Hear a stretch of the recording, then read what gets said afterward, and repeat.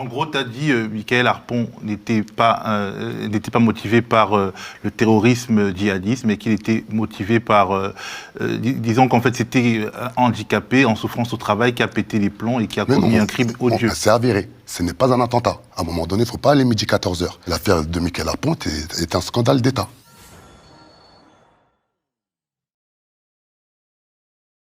On a dit comme quoi Michael Harpon n'était pas un terroriste animé de revendications religieuses, mais surtout que quel moyen est alloué dans la fonction publique afin d'inclure les personnes en situation de handicap.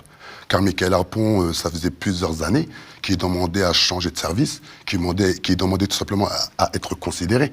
Et on a la chance, à travers le mouvement La Révolution est en marche, ça fait 3 ans on lutte afin d'accompagner les personnes en situation de handicap, surtout les sourds et malentendants. On a une page Facebook, on a plus de 7000 followers, on a plus de 2 millions de vues.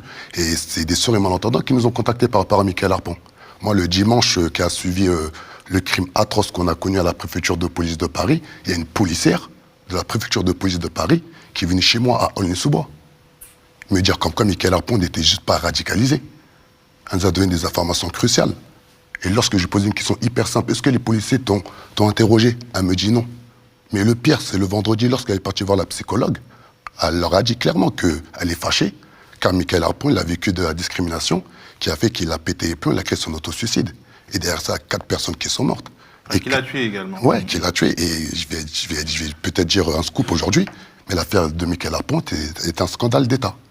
La preuve, j'ai porté plainte contre plus de 10 personnalités politiques, dont Marine Le Pen, Bardella, M. Castaner, car la désinformation politique et médiatique qu'ils ont fait contre moi a eu énormément de dégâts.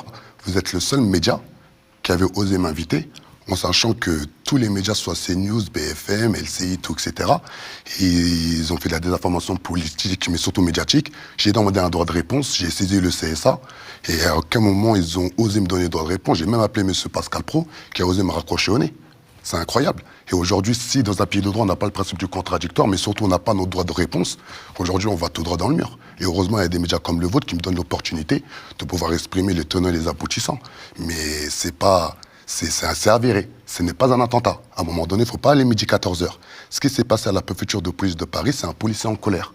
Je sais pas, il y a un mouvement qui s'appelle le mouvement des policiers en colère. Et il y a plus de 70 policiers contre les gendarmes qui se sont suicidés cette année.